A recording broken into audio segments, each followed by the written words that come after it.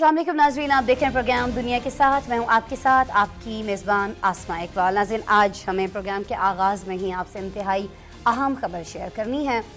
खबर आज ये आई कि पाकिस्तान की खुफिया एजेंसी ISI ने दहशतगर्द गुलजार इमाम उर्फ शंबे को गिरफ्तार किया।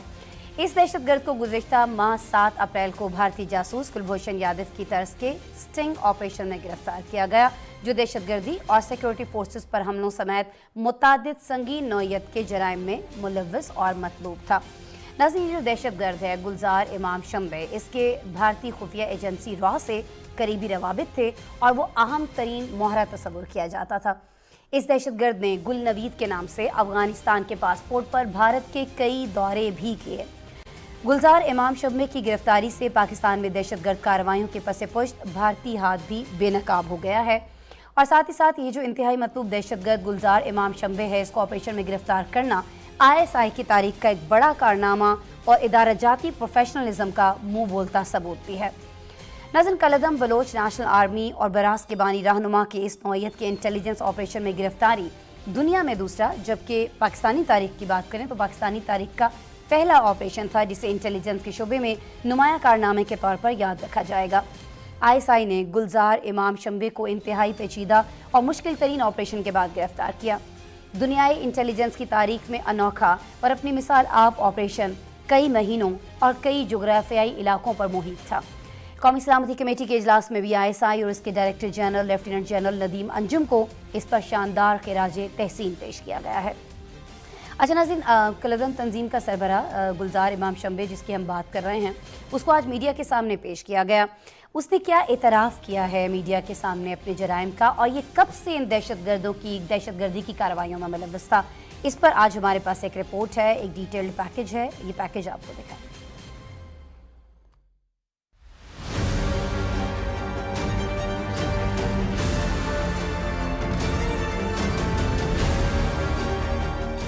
वज़ीर-ए-आज़म मोहम्मद शहबाज शरीफ ने अमन की बहाली के लिए सिक्योरिटी फोर्सेस की अनथक काविशों को सराहते हुए कहा है कि कलअदम तंजीम के दहशतगर्द सरबरा गुलजार इमाम शंबे की गिरफ्तारी अहम कामयाबी है। DGISI इंतहाई पेचीदा इंटेलिजेंस ऑपरेशन को बेहतरीन अंदाज में अंजाम देने पर तारीफ के मुस्तहिक है।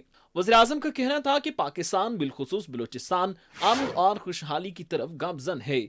इंतहाई मतलूब दहशतगर्द गुलजार इमाम उर्फ शंबे को ऑपरेशन में गिरफ्तार करना ISI की तारीख का बड़ा कारनामा और इदारा जाती प्रोफेशनलिज्म का मुंह बोलता सबूत है। पाकिस्तान की इंटेलिजेंस एजेंसी ने बलूचिस्तान में गुज़िश्ता माह एक हाई प्रोफाइल और कामयाब ऑपरेशन में इंतहाई मतलूब दहशतगर्द गुलजार इमाम उर्फ शंबे को गिरफ्तार किया, जिसकी इतला ISPR की जानिब से 7 अप्रैल को जारी प्रेस रिलीज में दी गई थी। बलोच नेशनल आर्मी और ब्रास के बानी रहनुमा की इस नौयत की इंटेलिजेंस ऑपरेशन में गिरफ्तारी दुनिया में दूसरा, जबकि पाकिस्तानी तारीख का पहला ऑपरेशन था जिसे इंटेलिजेंस के शोबे में ये नुमाया कारनामे के तौर पर याद रखा जाएगा। गुलजार इमाम अस्करियत पसंद होने के साथ कलअदम तंजीम बलोच नेशनल आर्मी का बानी और रहनुमा भी रहा है, जो बलोच रिपब्लिकन आर्मी और यूनाइटेड बलोच आर्मी के इंतजाम के बाद वजूद में आई थी। बलोच राजी अजोई सिंगर नामी तंजीम की तश्कील में कलीदी किरदार अदा किया था। दहशतगर्द गुलजार इमाम दिसंबर 2017 में गुल नवीद के नाम से अफगानिस्तान के पासपोर्ट पर भारत का दौरा भी कर चुका है। ये पहला मौका नहीं जिसमें भारत और उसकी एजेंसी रॉ अपने मजमूम अज़ाइम पूरे करने के लिए पाकिस्तान में दहशतगर्दी को हवा देना चाहती है। इस अमर के तराम भारत की सियासी और अस्करी क़यादत माजी में भी करती रही है। इंतहा पसंद मोदी और रा पाकिस्तान में खुसूसन बलूचिस्तान में दहशतगर्दी में सरगर्म अमल कलअदम तंजीमों के जरिए पाकिस्तान में दहशतगर्दी करवाने में मुलव्वस रही है। दूसरे जानिब कलअदम तंजीम BNA के सरबराह गुलजार इमाम को बलूचिस्तान हुकूमत ने मीडिया के सामने पेश कर दिया। कलअदम तंजीम के रहनुमा दहशतगर्द गुलजार इमाम शंबे ने इतराफ़ किया कि उसने जिस रास्ते का इंतखाब किया वो दुरुस्त नहीं था। बलूचिस्तान के हुकूक की जंग सियासी और आईनी तरीके से ही मुमकिन है। रियासत माँ जैसी है, उम्मीद है कि वो इस्लाह का मौका देगी। वज़ीर दाखिला बलूचिस्तान ज़िया लागू ने सेनेटर प्रिंस उमर अहमद ज़ई के हमरा प्रेस कॉन्फ्रेंस करते हुए कहा कि जो रियासत और इदारों से खेलेंगे उनके लिए रहम का कोई ऑप्शन नहीं है। जो बातचीत से मसाइल हल करना चाहते हैं उनके लिए 2 कदम आगे आ जाएंगे। इस मौके पर सेनेटर प्रिंस उमर अहमद जई का कहना था कि मुल्क की खुद मुख्तारी और इस्तेकाम पर कोई समझौता काबिल कबूल नहीं। इस्तेसाल का शिकार लोगों को राय रास्त पर लाने के लिए कौमी इदारों के साथ मिलकर सबको अपना किरदार अदा करना होगा। इस गिरफ्तारी पर और फिर जो इस दहशतगर्द को पेश किया गया है मीडिया के सामने, जिसने गुफ्तगू की है, जो मैसेज दिया है, उस हवाले से रिपोर्ट आप देख रहे थे। इसी पर तज्जिया ले लेते हैं, कितनी अहम ये गिरफ्तारी है, कितना अहम ये मामला है, इसकी डिटेल हम जानेंगे। जी रशीद साफ़ी साहब मुझे ज्वाइन कर रहे हैं। अस्सलाम वालेकुम रशीद साहब। वालेकुम अस्सलाम।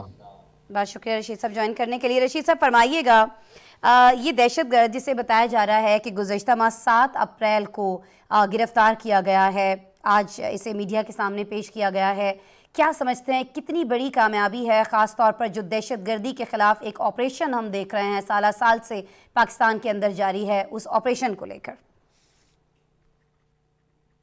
जी, बहुत बड़ी कामयाबी है। आपने अपने रिपोर्ट में भी तफसील से जानिब इशारा किया और आपने अपने इब्तिदाइया में भी इस बात का एतराफ़ किया कि पाकिस्तान की इंटेलिजेंस एजेंसी जो है पाकिस्तान की सलामती के लिए किस कदर गरा कदर खिदमात अंजाम दे रही है। और इस बात का एतराफ़ सरकारी सतह पे भी किया गया। प्राइम मिनिस्टर ने भी DGISI और उनकी टीम की सताइश की, और जो गुज़िश्ता नेशनल सिक्योरिटी कमेटी का जो इजलास था तो उसमें भी खुसूसी तौर पर इसी ऑपरेशन के तनाज़ुर में ISI की जो है कारकर्दगी को सराहा गया था। तो यकीनी तौर पर ये एक बहुत मस्बत पेशरफ्त है, और पाकिस्तान की सिक्योरिटी फोर्सेस का जो आलमी सतह पर एक मुकाम है उसमें मज़ीद इजाफा होगा। और ये सही। एक पैगाम है। आप जानती है, आपने अपनी रिपोर्ट में ये भी बताया कि ये जो गुलजार इमाम शंबे जो आज मीडिया के सामने पेश हुए, इन्होंने अफगानी पासपोर्ट पे इंडिया का सफ़र भी किया और उसके हाँ। सबूत भी पाकिस्तानी एजेंसीज के पास मौजूद है। तो इसका मतलब ये है कि ये बहुत क्लोज राब्तों में रहे हैं इंडियन खुफिया एजेंसियों के साथ।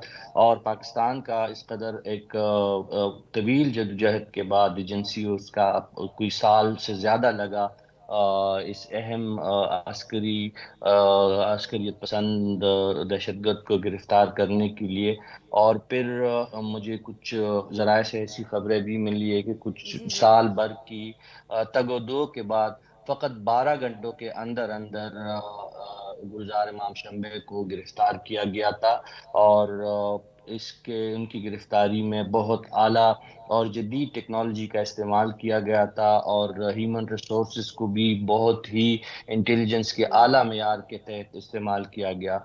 तो यही वजह थी कि गुलजार इमाम शंबे जो एक अलामती तौर पर एक बहुत बड़ा नाम है बलूचिस्तान की शोकार्ड अलीगी पसंदों के लिए, अस्करियत पसंदों के लिए, दहशतगर्दों के लिए, उनके लिए एक रहनुमा की हैसियत उनकी है। और 2009 से लेकर अपनी गिरफ्तारी तक वो मुसलसल पाकिस्तानी रियासत को नुकसान पहुंचाते रहे, पाकिस्तानी शहरियों को, अच्छा, पाकिस्तानी बिल्कुल सिक्योरिटी। पाकिस्तानी रियासत को, पाकिस्तान को ये नुकसान पहुंचाते रहे हैं। अफ़गानिस्तान की सरजमीन इन्होंने इस्तेमाल की है, लेकिन इनकी जो पुष्ट पनाही है वो भारत ने की है, क्योंकि अभी जैसे आपने खुद फरमाया कि इनके पास से जो पासपोर्ट मिला है वो ये बताता है कि इन्होंने अफ़गानिस्तान के उस पासपोर्ट के ऊपर भारत के बहुत सारे दौरे किए। तो अब जब ये बात साबित हो चुकी है, खैर ये कोई पहली दफ़ा तो साबित हुई नहीं है, बार बार साबित हो रही है, और आज एक बार फिर से ये साबित हुआ है कि पाकिस्तान के अंदर जो दहशतगर्दी की कार्रवाइयाँ हैं उनमें भारत बराह रास्त मुलव्वस है। तो आप क्या समझते हैं कि ये जो गिरफ्तारी है और इसके बाद भारत का इस तरह से खुलकर जो किरदार है पाकिस्तान के अंदर, पाकिस्तानी सरजमीन पर होने वाली दहशतगर्दी के अंदर, उसको बेनकाब करने के लिए ये गिरफ्तारी कितनी ज़्यादा अहम है? बेहद अहम है। आप जानती है कि कुलभूषण यादव की गिरफ्तारी के बाद जो एक सर्विंग भारतीय जासूस थे जो आज भी जी। पाकिस्तान के जेल में है, कब्जे में है, वो उनकी गिरफ्तारी के बाद और ये गुलजार इमाम शंबे की गिरफ्तारी जो है ये पाकिस्तान की आला इंटेलिजेंस हाँ जी। सलाहियतों का मुंह बोलता सबूत है। और ये ان جو پاکستان کے ان خدشات کو ثابت کرتا ہے دنیا کے سامنے. یہ ثبوت ہے، اگر یہ دو ثبوت ہے، یہ دو مثالیں بھی پیش کی جائے کہ کس طرح بھارتی کانسپیرنسی کے ذریعے پاکستان کی سرزمین کو استعمال کر کے اپنے ناپاک مقاصد حاصل کرنے کی کوشش کرتا رہا ہے، تو بھی کافی ہوگا. میں یہ گلزار امام شامبے جو کوئی عام ملیٹنٹ نہیں تھے، یہ کوئی ایک گروپ کے سربراہ نہیں تھے، یہ ان کی جو قیادت تھی اس پہ برسوں تک پوری جو بلوچستان کی علیحدگی پسند اور شدت پسند تنظیمیں تھیں ان کی قیادت پہ ان کا اجماع تھا، اتفاق تھا. بی آر اے ہو، بی یعنی این صافی ایف صاحب، ہو، اگر اور یہ کہا خصوصی جائے طور کہ ایک جو شرپسند سوچ تھی پوری بہت سارے گروپس کی، یہ اس کی سربراہی کر رہے تھے، اس سوچ کی عکاسی کرتے تھے، اس سوچ کی سربراہی کرتے تھے. بالکل، یہ دہشت گردوں کے بیچ میں، علیحدگی پسندوں کے بیچ میں ایک پل کا کردار ان کا رہا ہے، اور ان کی بہت زیادہ رسائی تھی گراس روٹ لیول پہ نوجوانوں تک، جو متشدد نوجوان تھے، جو پاکستانی ریاست سے ناراض عناصر تھے، ان کو مجتمع کرنے، ان کو جمع کرنے، ان کو ایک ہی لائن میں، ایک ہی صف میں لانے اور منظم کارروائیوں کے لیے بہت ہی بدنام زمانہ رہے ہیں. اور آج انہوں نے اپنی جرائم پہ اور اپنی جو ان کی سوچ تھی اس پہ پاکستانی قوم سے اور پاکستانی سیکیورٹی فورسز سے معافی مانگی ہے. اب تو اچھا ہمیں یہ صافی نہیں صاحب، پتہ کہ انہوں نے قانون ان کے معافی بارے بھی میں کیا مانگی ہے، راستہ اختیار کرتا. معافی بھی مانگی ہے، اور یہ بھی کہا ہے کہ انہوں نے، ظاہر ہے انہیں ندامت ہے کہ انہوں نے غلط راستہ جو ہے وہ چنا تھا، لیکن اپنے اس اعتراف کے ساتھ انہوں نے ایک میسج بھی دیا ہے باقی جو نوجوان اس راہ پر چل رہے ہیں جس پر آنے کی ان کو ندامت ہے. انہوں نے کہا کہ جی ریاست جو ہے وہ ماں جیسی ہے، اور ریاست کے ساتھ مل کر کام کرنا چاہیے ہے، نوجوانوں کو ہتھیار پھینک دینے چاہیے ہیں، حکومت پر اعتماد کرنا چاہیے ہے، گفت و شنید کرنی چاہیے. آپ کو لگتا ہے کہ یہ جو ندامت ہے ان کی، یہ جو میسج ہے ان کا، یہ جو مسلح جدوجہد روکنے کے لیے ہماری حکومت بہت ساری ایفرٹس کر رہی ہے، یہ ندامت ان کی، یہ میسج ان کا اس جدوجہد میں کچھ رنگ بھرے گا، کچھ کامیابی اور ملے گی ہمیں؟ جس طرح آسما میں نے گزارش کی کہ ماضی میں یہ جی 2009 سے جب سے انہوں نے دہشت گرد تنظیموں سے وابستگی اختیار کی تھی، تب سے لے کر تاحال ان کا بہت زیادہ احترام رہا ہے. جو شدت پسند تنظیمیں ہیں، جو نوجوان ہیں، جو عسکریت پسند ہے، تو ان کی جو توبہ طائف ہونے کا، اور پھر خصوصی طور پر جو آپ نے جو اس کی پریس کانفرنس کا وہ حصہ میں نے بھی دیکھا ہے جس جانب آپ اشارہ کر رہی ہیں کہ جی جی ریاست ماں جیسی ہوتی ہے، اور اس بات کا اعتراف کرنا کہ اسلحہ اٹھا کر ہم نے غلط راستے کا چناؤ کیا، اور انہوں نے جو آخر میں جو ایک تجویز دی کہ بلوچستان کے مسائل اسلحے کے زور پہ حاصل نہیں کی جا سکتے، اور انہوں نے یہ کہا کہ اگر ہم ایسا کرنا ممکن ہوتا تو کئی ممالک جو پاکستان کے دشمن ہیں ان کی پشپناہی کے باوجود 2009 سے لے کر تاحال صرف ان کی مختلف تنظیمیں جن کے میں نے نام گوائے، یعنی B R A, B N A, BRAS, یہ تمام تنظیمیں مل کے بھی اپنے مقاصد نہیں حاصل کر سکے. تو انہوں نے یہی اپیل کی اپنے پہاڑوں پہ چڑھے ہوئے ان اسلحہ بردار ساتھیوں کو جو ان کے ماضی میں ساتھی رہے تھے کہ پہاڑوں پہ چڑھنے سے مسئلہ حل نہیں ہوگا، سیکیورٹی فورسز کو نشانہ اور شہریوں کو نشانہ بنانے سے پاکستانی ریاست کو ہرانا ممکن نہیں ہے. لہٰذا اگر بلوچستان کی بھلائی چاہیے انہیں تو ان کو پہاڑوں سے اتر کر اور ہتھیار رکھ کر اپنے مقاصد کے حصول کے لیے، اگر بلوچستان میں سڑکوں کی ضرورت ہے، اگر ہم مانتے ہیں کہ وہاں پہ ترقیاتی کاموں کی ضرورت ہے، وہاں پہ پسماندگی ہے، وہاں پہ غربت ہے، وہاں پہ نوکریوں کی ضرورت ہے، تو ان کے وسائل کے حوالے سے جو شکایات ہے وہ ریاست پاکستان ان تمام مسائل کو سننے کے لیے اور حل کرنے کے لیے تیار ہے. آپ جانتی ہیں کہ سابق وزیر اعلیٰ بلوچستان ڈاکٹر عبد المالک کے زمانے میں بھی اسی جی قسم جی کی فراریوں کو اور عسکریت پسندوں کو خصوصی طور پہ کہا گیا تھا کہ اگر وہ ہتھیار رکھ دے تو بالکل دعوت بھی ریاست دی ان کے تھی. ساتھ نرمی کرے گی، اور ان کو عام معافی کا بھی انہوں نے ایک آفر کی گئی تھی، لیکن اس سے فائدہ نہیں اٹھایا گیا تھا. یہ پہلی دفعہ ہے کہ خود جو عسکری پسندوں کا آئیکانک اور ایک ان کے جو ایک رہبر تھے، ایک لیڈر تھے، گلزار امام شمبے ان کی لیڈر رہے جی جی برسوں سے، ان کی طرف سے یہ تجویز آ رہی ہے اور تلقین کی جا رہی ہے عسکریت پسندوں کو کہ وہ ہتھیار رکھ دے. تو یقینی طور پر مجھے امید ہے کہ جو سوچنے سمجھنے والے جو بلوچ ہے جو پاکستانی ریاست سے کسی وجہ سے ناراض ہے، وہ یقینی طور پر گلزار امام شنبے کی اس تجویز پر غور کریں گے۔ انہوں نے بہت واضح انداز میں کہا تھا کہ ہمارا رستے کا چناؤ غلط تھا، پاکستانی ریاست مضبوط ہے، پاکستانی سیکیورٹی فورسز جو ہے وہ فعال ہے، صاحب آپ فرما رہے پاکستانی ہیں کہ چونکہ انٹیلیجنس ایجنسیز جو ہے ان کی بات ویجیلنس ہے۔ سنی جاتی تھی، اور بلوچستان کے اندر جتنے بھی ایسے گروہ ہیں جو بغاوت پر ہیں اور جو حکومت کی بات ماننے کو تیار نہیں ہیں، کچھ گلے ہیں، کچھ شکوے ہیں، انہیں وہ بیٹھ کر نہیں حل کرنا چاہتے ہیں، ہتھیار اٹھا کر حل کرنا چاہتے تھے۔ اور یہ جو دہشت گرد جن کو آج پکڑا گیا ہے شنبے کو، یہ ان کو اکٹھا کیا کرتے تھے، ان کو لیس کیا کرتے تھے، کارروائیاں کروایا کرتے تھے۔ اب آپ کو یہ لگتا ہے کہ اگر یہ پکڑے گئے اور یہ پکڑے جانے کے بعد ایسا میسج دے رہے ہیں تو اس میسج کا ظاہر ہے کہ بہت زیادہ اثر ہو رہا ہوگا، اور ہم انشاءاللہ بلوچستان کے اندر جو ایسی کارروائیاں ہو رہی ہیں بھارت کے ایما پر، ان کو کم ہوتے ہوئے دیکھیں گے ان کی گرفتاری کے بعد۔ بہت شکریہ رشید صافی صاحب، آپ ہمارے ساتھ موجود تھے اور آج کی اس انتہائی اہم خبر کے حوالے سے آپ اپنا تجزیہ جو ہے وہ شیئر کر رہے تھے۔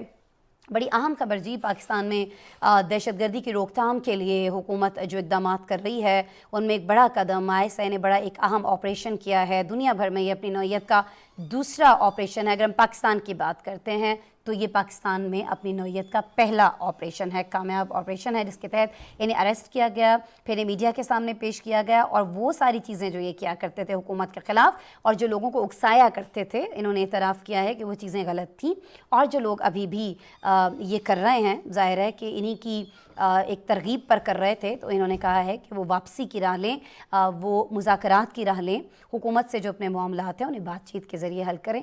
ہتھیار اٹھانا اور اس طرح سے اپنی ریاست کے خلاف کارروائیاں کرنا، ریاست تو ظاہر ہے ماں ہوا کرتی ہے، تو اس دھرتی کے خلاف کارروائیاں کرنا جو ہے وہ بہتر نہیں ہے۔ مذاکرات کرنا، بات چیت کرنا ہی مسئلوں کا حل ہوا کرتا ہے۔ لیٹس سی، لیکن امید ہے کہ انشاءاللہ ان کے جو میسیج ہے یہ سننے کے بعد بہت سارے جو نوجوان ہیں اس وقت اسلحہ اٹھائے ہوئے وہ اسلحے کو پھینکیں گے اور حکومت سے مذاکرات کر رہے ہوں گے، بات کر رہے ہوں گے۔ ایک اور جی، یہ بڑی خبر تو ہم نے آپ سے شیئر کی، ایک اور بڑی خبر آج ہمارے پاس آئی ہے، انفیکٹ بہت دنوں سے آ رہی ہے، اور یہ خبر آج ہم نے سوچا کہ ضرور آپ سے ڈسکس کی جائے، کیونکہ اب یہ خبر جو دن گزرتے جا رہے ہیں یہ خبر مزید بڑی بنتی جا رہی ہے۔ بڑی اس لیے بنتی جا رہی ہے خبر کہ وقت جو ہے وہ بہت کم ہوتا جا رہا ہے۔ کہا یہ جا رہا ہے کہ امریکہ جو ہے وہ ڈیفالٹ کر جائے گا۔ جی ہاں، آپ نے صحیح سنا، امریکہ ڈیفالٹ کر جائے گا۔ اس سے پہلے ہم شری لنکا کے بارے میں سنتے رہے ہیں، اور پاکستان دشمن جو عناصر تھے انہوں نے یہ پھیلانے کی کوشش کی بات کہ جی پاکستان ڈیفالٹ کر جائے گا خدا نخواستہ، لیکن اب ہم آپ کو یہ خبر دے رہے ہیں کہ امریکہ سپر پاور، اس کے بارے میں یہ خبریں آ رہی ہیں کہ وہ بہت جلد ڈیفالٹ کر جائے گا اگر کچھ اہم فیصلے نہیں لیے جاتے ہیں۔ ناظرین، دنیا پر پابندیاں لگا کر ڈالر کو بطور ہتھیار استعمال کرنے اور نمبر 1 عالمی طاقت ہونے کا دعوے دار امریکہ تاریخ کے سب سے بڑے معاشی بحران کا شکار ہے۔ یہ ملک 31.4 ٹریلین ڈالر قرض تلے دب چکا ہے۔ صدر جو بائیڈن اور ریپبلکنز کی اکثریت کے حامل ایوان نمائندگان میں جاری سیاسی محاذرائی کے باعث ملک کے ڈیفالٹ کر جانے کے سائے اب بھی منڈلا رہے ہیں۔ ڈیموکریٹس کا اصرار یہ ہے کہ قرض کی مقررہ حد کو بڑھایا جائے، لیکن ریپبلکن اس پر کسی صورت سمجھوتا کرنے کو تیار دکھائی نہیں دیتے ہیں، اور وہ اخراجات میں کمی کا مشورہ دیتے ہیں۔ ناظرین، صدر جو بائیڈن اور ایوان نمائندگان کے اسپیکر کیون ان کے درمیان انہی معاملات کو طے کرنے کے لیے ایک اور ملاقات ہوئی ہے۔ پہلے بھی ملاقات ہوئی تھی، لیکن یہ جو ملاقات ہے اسے نتیجہ خیز تو قرار دیا جا رہا ہے، لیکن ابھی تک کوئی حتمی معاہدہ طے نہیں پا سکا ہے۔ کہا یہ جا رہا ہے ناظرین کہ 1 جون سے پہلے قرض حاصل کرنے کی حد میں اضافے کی ڈیل نہیں ہوتی ہے تو کھربوں ڈالرز کے مقروض دنیا کی سب سے بڑی معاشی طاقت کریش کر جائے گی۔ امریکی معیشت ڈیفالٹ ہوئی تو اس کے اثرات ظاہر ہے کہ پوری دنیا پر پڑیں گے۔ سپر پاور کے لیے یہ وقت مشکل کیوں قرار دیا جا رہا ہے، اور کیا ریپبلکنز اور ڈیموکریٹس کے درمیان جاری بات چیت جو ہے وہ کسی نتیجے پر پہنچتی دکھائی دیتی ہے؟ کوئی معاہدہ ہونے جا رہا ہے؟ نہیں ہونے جا رہا ہے، اور اگر جس طرح سے ہم آپ کو بتا رہے ہیں یہ معاہدہ نہیں ہوتا ہے، دنیا کی بڑی معیشت ڈیفالٹ کر جاتی ہے، تو خود امریکہ کو اس کا کیا نقصان اٹھانا پڑ سکتا ہے۔ اس پر پہلے ہمارے پاس ایک رپورٹ ہے، آپ یہ رپورٹ دیکھیں، پھر مجھے جوائن کریں گے سینئر صحافی جو کہ منسلک ہیں وائس آف امریکہ سے، محمد عاطف، ہم ان سے بات کریں گے اس معاملے پر۔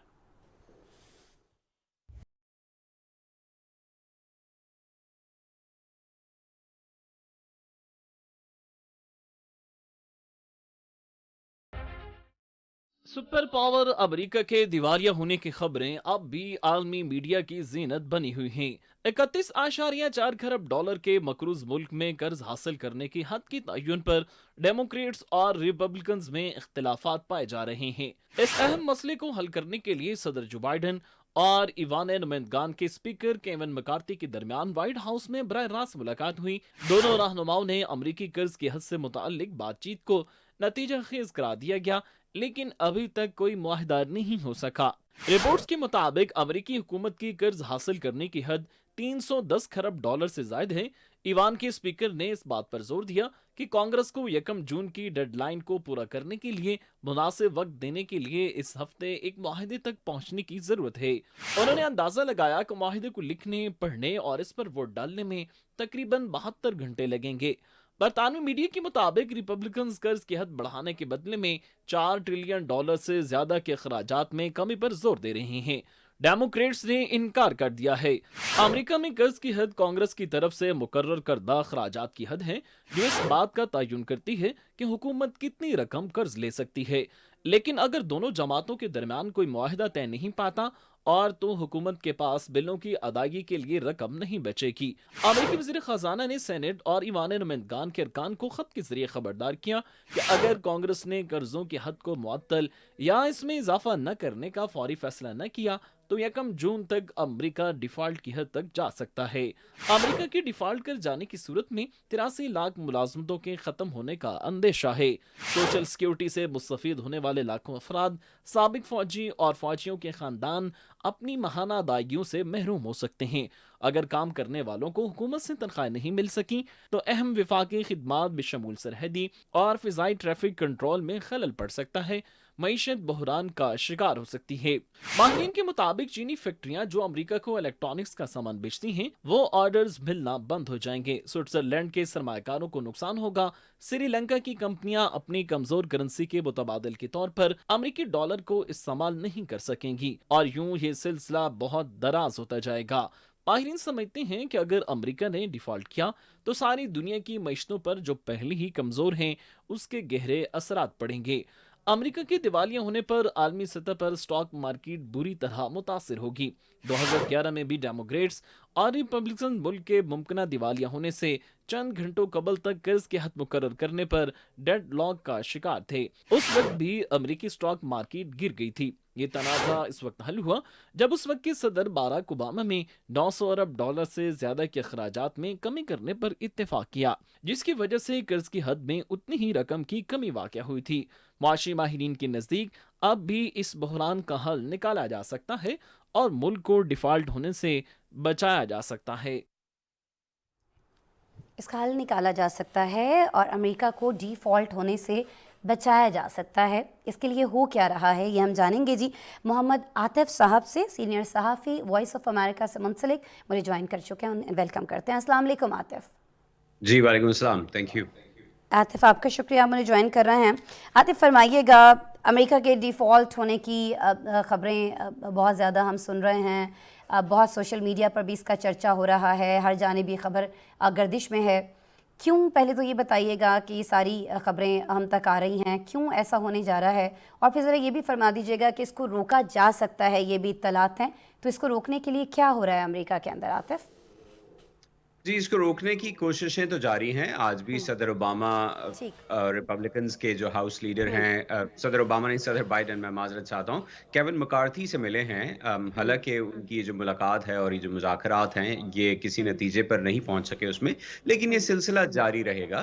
तो ठीक। दोनों तरफ से कोशिश की जा रही है कि किसी न किसी तरह एक एग्रीमेंट पे पहुंचा जा सके, जहां ठीक। पर अगर डेट सीलिंग को बढ़ाना है तो बढ़ाया जाए, बरकरार रखना है तो बरकरार रखा जाए। नेचुरली जैसे आपकी रिपोर्ट में भी बताया गया कि उसमें कुछ शराइत रिपब्लिकन्स की तरफ से हैं, कुछ शराइत डेमोक्रेट्स की तरफ से हैं। डेमोक्रेट्स चाहते हैं टैक्सेस बढ़ाए जाएं। रिपब्लिकन पार्टी अमेरिका में हिस्टोरिकली टैक्सेस बढ़ाने के खिलाफ रही है और स्पेंडिंग को कम करने पर उसका जोर हमेशा रहा है, जबकि डेमोक्रेटिक पार्टी टैक्सेस जो अमीर तबका है मुल्क का, जो बिजनेस तबका है मुल्क का, उस पर डेमोक्रेट्स ये कहते हैं कि हम सिर्फ उन पर टैक्स बढ़ाते हैं जो बहुत ज्यादा पैसा कमाते हैं, आम लोगों पर टैक्स नहीं बढ़ाते। तो ये तनाज़ा है। پوری دنیا میں خبریں اس لیے چل رہی ہیں کہ امریکہ پوری دنیا میں سب سے بڑی اکانومی ہے، اور امریکن اکانومی کے ساتھ بہت سی دیگر اکانومیز جڑی ہوئی ہیں۔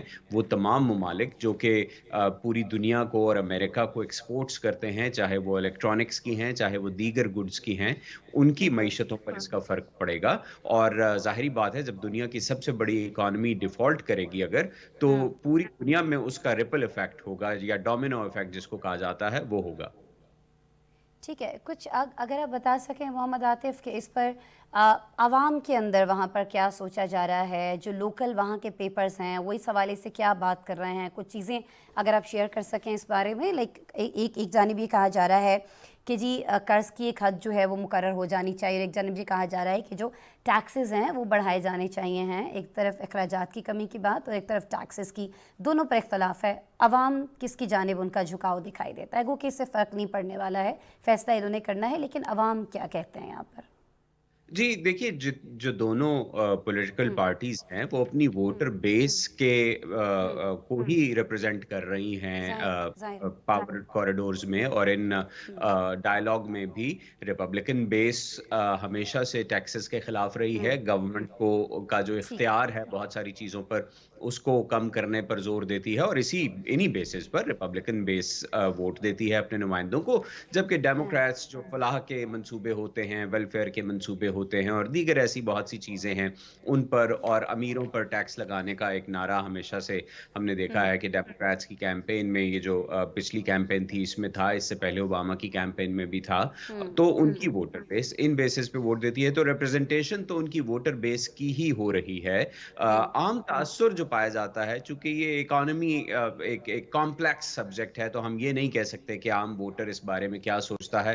عام ووٹر اپنی بہبود کے بارے میں سوچتا ہے، اور اس کو اگر دیکھا جائے تو آج اس وقت جب ہم بات کر رہے ہیں، امریکہ میں انفلیشن زوروں پر ہے، مہنگائی کی وجہ سے عام لوگ پس رہے ہیں، ان کے اخراجات پورے نہیں ہو رہے، جو انٹرسٹ ریٹ ہے امریکہ میں وہ بہت اوپر جا چکا ہے، اور اگر ڈیفالٹ ہوتا ہے تو یہ انٹرسٹ ریٹ مزید اوپر چلا جائے گا۔ مزید اوپر جانے کا مطلب یہ ہے کہ امریکہ میں دو لونز جو ہیں آسما، وہ بہت ہی کامنلی لیے جاتے ہیں۔ ان میں ایک لون ہے کار لون، اور دوسرا ہے ہوم لون، یعنی جو لوگ گھر خریدتے ہیں وہ بینک سے یا قرض لے گاڑیاں کر گھر خریدتے خریدتے ہیں؟ ہیں، یا جو گاڑیاں جی خریدتے ہیں، اور گاڑیاں جی کروڑوں کی تعداد میں امریکہ میں ہر سال نئی گاڑیاں بنتی اور بکتی ہیں، اور یہ ایک بہت ہی کامن پریکٹس ہے۔ ہر کوئی زیادہ تر لوگ کہنا چاہیے ہے، ایک بہت بڑی میجورٹی لونز کے اوپر گاڑیاں اور گھر خریدتی ہے۔ اس کا ڈائریکٹ امپیکٹ پہلا تو یہ ہوگا، ساتھ میں بہت ساری جابز چلی جائیں گی، کروڑوں کے حساب میں جابز جا سکتی ہیں۔ ابھی امریکہ میں جو ان امپلائمنٹ ریٹ ہے وہ 3.6 یا 8% پہ ہے۔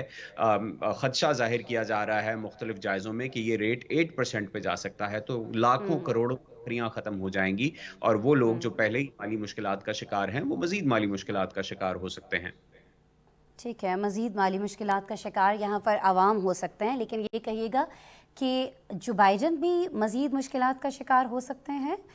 جب ہم خاص طور پر بات کرتے ہیں اگلے ہونے والے الیکشنز کی، اور پھر ڈونلڈ ٹرمپ کی جانب سے جو بائیڈن پر جو الزامات لگائے جاتے ہیں، اور جو ابھی سے ایک کمپین ہمیں ہوتی ہوئی دکھائی دیتی ہے، گو کہ وہ باقاعدہ ایک کمپین نہیں ہے، لیکن ظاہر ہے کہ ایک گراؤنڈ تو بنائی جا رہی ہے ان الیکشنز کے لیے، تو آپ کو لگتا ہے کہ اگر یہ سچویشن ہوتی ہے، ڈیفالٹ کرتے ہیں نہیں کرتے لیکن عوام پر بوجھ تو ہے، تو اس کا اثر کہیں نہ کہیں آئندہ الیکشنز پر آ رہا ہوگا؟ عاطف؟ بظاہر تو ایسا لگتا ہے۔ بائیڈن نے بھی ریسنٹلی کہا ہے کہ یہ ڈیٹ سیلنگ کے معاملے کو لے کر، اور ڈیٹ سیلنگ نہ بڑھا کر ریپبلکن اکانومی کو کرپل کرنا چاہتے ہیں، جس کے بعد اس کا الزام ان پر لگایا جائے گا۔ تو بائیڈن نے خود ہی سے کہہ دیا ہے کہ اگر ملک کی معاشی حالات مزید خراب ہوتے ہیں، ڈیٹ سیلنگ نہ بڑھنے کی وجہ سے، ڈیفالٹ کی وجہ سے جو امپیکٹ ہوگا اکانومی پہ، اس کی وجہ سے اس کا سارا الزام پریزیڈنٹ بائیڈن پر لگایا جا سکتا ہے۔ اور جو ڈیموکریٹک پارٹی ہے، مختلف جو خبریں آ رہی ہیں ان کے مطابق ان کے اندر یہ تشویش پائی جاتی ہے کہ اگر پہلے ہی سے خراب اکانومی مزید خراب ہوتی ہے تو اس کا رزلٹ الیکشنز میں نظر آئے گا، اور اس کا نقصان ڈیموکریٹس کو ہوگا۔ اگر ٹرمپ ان کے مد مقابل ہوتے ہیں تو یقیناً وہ استعمال کریں گے، اور اگر ٹرمپ نہیں ہوتے، کوئی اور ہوتا ہے، تو کوئی وہ بھی ان کا بھی مخالف یقیناً جو اکانومی ہے اس کو استعمال کرے گا۔ اس ایشو کو، اس مسئلے کو ظاہر ہے کہ استعمال کیا جائے گا، اور آپ فرما رہے ہیں کہ اس کے اثرات بھی آ رہے ہوں گے کیونکہ عوام پر براہ راست اس کے اثرات جو ہیں وہ آپ کو آتے ہوئے دکھائی دیتے ہیں۔ بہت شکریہ محمد عاطف، آپ سینئر صحافی ہیں، وائس آف امریکہ سے منسلک ہیں، میرے شو کے لیے وقت نکال رہے تھے اور ہمیں بتا رہے تھے کہ اصل میں امریکہ میں سچویشن اس وقت ہے کیا۔ بہت شکریہ محمد عاطف ہمیں رپورٹ کرنے کے لیے، ہمارے ساتھ موجود رہنے کے لیے امریکہ سے۔ محمد عاطف کی گفتگو آپ نے سنی، آگے بڑھ جاتے ہیں اور اب ہم ذکر کرنے جا رہے ہیں ایران کے صدر سید ابراہیم رئیسی کا، جنہوں نے انڈونیشیا کا اہم ترین دورہ کیا ہے۔ اس دورے میں دونوں ممالک نے اپنا جو تجارتی حجم ہے اس کو $20 بلین تک بڑھانے اور ادائیگی مقامی کرنسیز کے ساتھ کرنے کا فیصلہ کیا ہے۔ یہ بڑی اہم خبر ہے جب ہم خاص طور پر ان حالات میں جو بھی سچویشن چل رہی ہے، اور جب ابھی ہم تھوڑی دیر پہلے امریکہ کی ڈیفالٹ ہونے کی بات کر رہے تھے، تو کرنسیز جو ہیں اس میں کس کرنسی میں کون سے ممالک آپس میں تجارت کر رہے ہیں، یہ بات بڑی اہمیت اختیار کر گئی ہے، اور ابھی انڈونیشیا نے اور ایران نے یہ طے کیا ہے کہ وہ ایک اپسی کرنسی کے تحت یہاں پر تجارت کر رہے ہوں گے۔ ایرانی صدر کو یہ دورہ ہے، ناظرین اس کی دعوت ان کے انڈونیشین اہم منصب نے دی تھی۔ 17 سال میں دونوں ممالک کے صدور کی یہ پہلی ملاقات ہو رہی ہے، اسی لیے یہ ملاقات اہمیت کے حامل بھی ہے۔ انڈونیشیا کے دارالحکومت جکارتہ میں ہونے والی ان ملاقاتوں کے دوران تعاون کی 11 دستاویزات اور مفاہمت کی یادداشتوں پر دستخط کیے گئے ہیں۔ ظاہر ہے ان میں تجارت کا فروغ ہے، سائنس ہے، ٹیکنالوجی ہے، تیل اور گیس کے شعبوں میں دو طرفہ تعاون کس طرح سے بڑھایا جا سکتا ہے، اس پر بھی بات ہوئی ہے۔ ایرانی صدر رئیسی نے امید ظاہر کی کہ یہ دورہ ہے یہ دو طاقتور اسلامی ممالک کے درمیان رابطوں کو وسعت دینے کا باعث بنے گا۔ ناظرین، امریکی پابندیوں سے دوچار ایران تجارت کو فروغ دینے کے لیے اسلامی ممالک کی جانب ہاتھ بڑھاتا دکھائی دیتا ہے۔ انڈونیشیا کے ساتھ ہونے والی تجارتی معاہدوں کی اہم بات رقوم کا لین دین ڈالرز کی بجائے قومی کرنسیز کی صورت میں کیا جائے گا، جس کا بھی میں ذکر کر رہی تھی۔ کیا اس اقدام کے معاشی فوائد بھی حاصل ہو سکیں گے؟ ایرانی صدر کا یہ جو دورہ ہے اور تجارتی معاہدے ہیں، اس کے خطے پر کیا اثرات مرتب ہوں گے؟ آج ہمارے پاس ایک رپورٹ ہے، اسی بارے میں آپ کو دکھانے جا رہے ہیں۔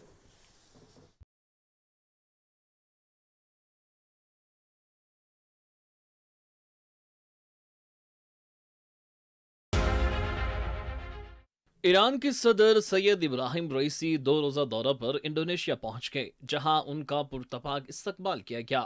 ایرانی صدر سید ابراہیم رئیسی اور انڈونیشین صدر جوکو وڈودو کے درمیان جکارتہ میں ملاقات ہوئی، جس میں دونوں ممالک نے اپنے تجارتی حجم کو $20 بلین تک بڑھانے اور ڈالر کے بجائے قومی کرنسیوں کے ساتھ تبادلہ کرنے کا فیصلہ کیا ہے۔ دونوں ممالک کے صدور نے مشترکہ پریس کانفرنس کے دوران بتایا کہ ایران اور انڈونیشیا آپس میں تجارت کو فروغ دیں گے، جس کے لیے مجموعی طور پر تعاون کی 11 دستاویزات اور مفاہمت کی یادداشتوں پر دستخط کیے گئے ہیں۔ ان معاہدوں میں ترجیحی تجارت، ویزا کی چھوٹ، ثقافتی تبادلے، دوا سازی کی مصنوعات کی پیداوار کی نگرانی میں تعاون، سائنس اور ٹیکنالوجی کے علاوہ تیل اور گیس کے شعبوں میں دو طرفہ تعاون شامل ہے۔ ان دستاویزات اور مفاہمت کی یادداشتوں پر انڈونیشیا اور ایران کی صدور اور دونوں ممالک کے سینئر وزراء کی موجودگی میں دستخط کیے گئے۔ صدر رئیسی نے امید ظاہر کی کہ یہ دورہ دو طاقتور اسلامی ممالک کے درمیان رابطوں کو وسعت دینے کا باعث بنے گا۔ خطے اور دنیا میں اس کے تعمیری اثرات مرتب ہوں گے۔ ایرانی صدر سید ابراہیم رئیسی کا کہنا تھا کہ انڈونیشیا دنیا کے اہم ترین اور مؤثر ممالک میں سے ایک ہے۔ دونوں ممالک کے درمیان سفارتی، سیاسی، اقتصادی اور تجارتی شعبوں میں اچھے روابط رہے ہیں۔ ایرانی خارجہ پالیسی کی بھی ترجیح ہے کہ اسلامی اور ہمسایہ ممالک کے ساتھ تعاون کو بڑھایا جائے۔ ایران اس دورے سے انڈونیشیا کے ساتھ تعلقات کو وسعت دینے کے لیے شاندار اقدامات اٹھائے گا۔ ایرانی صدر ابراہیم رئیسی کا کہنا تھا کہ افغانستان میں امریکہ کی 2 دہائیوں کی موجودگی کو تنقید بنایا اور کہا کہ امریکہ کی موجودگی سے تباہی، موت اور 35,000 معذور بچوں کے سوا کچھ نہیں ملا۔ افغان خواتین اور لڑکیاں افغانستان اور اسلامی قوم کے لیے فخر کا باعث ہیں۔ انہیں سماجی سرگرمیوں میں حصہ لینے اور تعلیم کے یکساں مواقع فراہم کیے جانے چاہیے۔ دونوں ممالک کے صدور نے اس پر اتفاق کیا کہ وہ تجارت کو فروغ دے کر وہ آپس کے تعلقات کو مزید مضبوط بنا سکتے ہیں۔ انہوں نے اس عزم کا بھی اظہار کیا کہ القدس کی آزادی تک فلسطینیوں کی حمایت جاری رکھی جائے گی۔ ایرانی صدر کل اپنا دورہ مکمل کر کے واپس تہران روانہ ہو جائیں گے۔ اس اہم دورے کے حوالے سے آپ یہ رپورٹ دیکھ رہے تھے۔ ناظرین، اب کچھ بات کر لیتے ہیں یوکرین اور رشیا کے بارے میں۔ بتانا ہمیں آج آپ کو یہ ہے کہ مغربی ممالک کی جانب سے بھاری جنگی امداد ملنے کے بعد یوکرین روس جنگ کے مناظر تبدیل ہو رہے ہیں۔ 15 ماہ کی لڑائی کے دوران پہلی بار یوکرین کی جانب سے روسی سرزمین پر بڑا حملہ کیا گیا، جسے پسپا کرنے کا دعویٰ بھی سامنے آ گیا ہے۔ روسی وزیر دفاع کے مطابق یہ جو حملہ ہے یہ حملہ کرنے والوں کو واپس یوکرین کی سرحد پر دھکیل دیا گیا ہے اور اس کارروائی میں 70 حملہ آور مارے گئے اور انہیں ڈرون طیارہ، 4 فوجی گاڑیوں اور بھاری ہتھیاروں سے بھی محروم ہونا پڑا ہے۔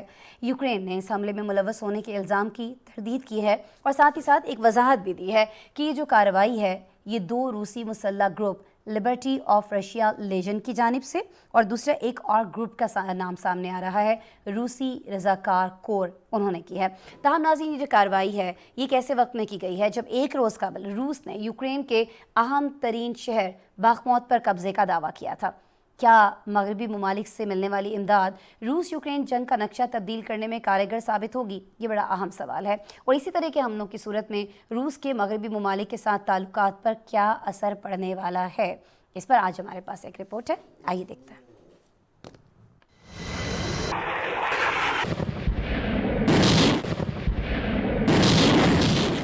روس کے ساتھ 15 ماہ سے جاری جنگ میں پہلی بار یوکرین کی جانب سے بڑا حملہ کیا گیا۔ یہ کارروائی روسی علاقے بیلگورود میں کی گئی، تاہم روسی وزیر دفاع نے دعویٰ کیا ہے کہ دشمن کے حملے کو پسپا کر کے انہیں واپس یوکرین کی سرحد پر دھکیل دیا ہے، جس میں 70 حملہ آور مارے گئے، جبکہ انہیں ایک ڈرون طیارے، 4 فوجی گاڑیوں اور بھاری ہتھیاروں سے بھی محروم ہونا پڑا۔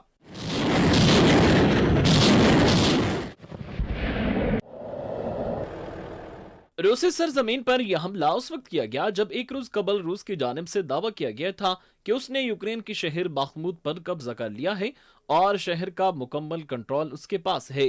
یوکرین کی جانب سے روسی علاقے بیلگورود میں ہونے والے اس حملے میں واضح موقف اپنایا ہے کہ یہ کارروائی روس کے اندر پوٹن مخالف 2 مسلح گروپ لبرٹی آف رشیا لیجن اور روسی رضاکار کور نے کی ہے، اور کیف ان حملوں میں کسی صورت بھی شامل نہیں ہوا۔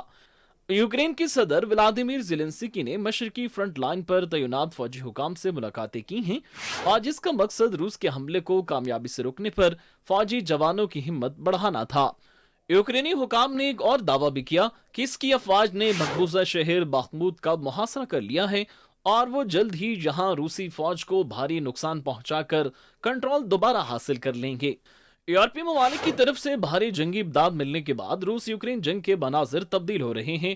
یورپی یونین کی خارجہ پالیسی کی سربراہ کا کہنا ہے کہ امریکہ کی جانب سے گرین سگنل ملنے کے بعد پولینڈ اور کچھ دوسرے یورپی ممالک میں یوکرینی پائلٹوں کی تربیت کا آغاز ہو چکا ہے، جس کی تکمیل میں بڑا وقت درکار ہوگا، تاہم اسے جلد سے جلد مکمل کرایا جائے گا۔ روسی حکام نے یوکرین کو طیارے فراہم کرنے کے اعلان پر خبردار کیا ہے کہ ایسی صورت میں یورپی ممالک کو بڑے نقصان سے دوچار ہونے کے لیے تیار رہنا چاہیے۔ بالکل جی، یورپی ممالک کو اس کے اثرات تو دیکھنا ہوں گے، ابھی کیا اثرات ہوں گے ان پر ہم نظر رکھے ہوئے ہیں، آپ کو آگاہ کرتے رہیں گے۔ آج کے پروگرام کا وقت ختم ہوا، کل میری آپ سے دوبارہ ملاقات ہو رہی ہوگی، اپنا بہت سارا خیال رکھیے گا، اور جاتے جاتے ہمارا اسپیشل سیگمنٹ چلتے چلتے ضرور دیکھیے گا۔ اللہ نے کے بعد جنوبی امریکی ملک گیانا کے سیکنڈری اسکول کے ہاسٹل میں آگ بھڑک اٹھی، جس نے دیکھتے ہی دیکھتے پوری عمارت کو اپنی لپیٹ میں لے لیا۔ وزارت صحت کے مطابق آتی زدگی میں جھلس جانے اور دم گھٹنے کے باعث کم از کم 20 طالبات جان کی بازی ہار گئیں، جبکہ درجن سے زائد کی حالت بگڑ گئی، جنہیں قریبی ہسپتال میں طبی امداد فراہم کی جا رہی ہے۔ اسرائیلی فورسز کی جانب سے فلسطینی کیمپوں میں چھاپوں کا سلسلہ جاری ہے۔ مقبوضہ مغربی کنارے میں اسرائیلی فورسز کی چھاپہ مار کارروائی کے دوران 3 فلسطینی شہید ہوئے۔ فلسطین کی وزارت صحت کے مطابق اسرائیلی فورسز کی 5 ماہ میں جارحانہ کارروائیوں میں اب تک 153 فلسطینی شہید ہو چکے ہیں۔ ترکی میں صدارتی انتخابات میں تیسرے نمبر پر رہنے والے امیدوار سنان اوغان نے دوسرے مرحلے میں صدر رجب طیب اردگان کی حمایت کر دی ہے، جس سے حزب اختلاف کے امیدوار کو درپیش چیلنج میں اضافہ ہوا ہے۔ سنان اوغان نے 14 مئی کو منعقدہ صدارتی انتخابات کے ابتدائی مرحلے میں 5.2% سے ووٹ حاصل کیے تھے۔ NASA company space x company ایکسیم space اور سعودی اسپیس اتھارٹی کی مشترکہ خصوصی مشن پر جانے والی پہلی سعودی خاتون اور مرد خلا نورد کی ویڈیو منظر عام پر آ گئی۔ سعودی خاتون ریانا برناوی نے خلا میں پہنچنے والی پہلی عرب مسلم خاتون کے طور پر اپنی تقریر کا آغاز کرتے ہوئے کہا، خلا سے السلام علیکم، ہمارے لیے یہ بھی اعزاز کی بات ہے کہ ہم اس تاریخی سفر میں شریک ہیں۔ سعودی خلا نوردوں کو لے جانے والے اسپیس ایکس کے تیار کردہ میزائل فالکن 9 نے گزشتہ روز امریکی ریاست فلوریڈا کے کینیڈی اسپیس سینٹر سے پرواز بھری تھی۔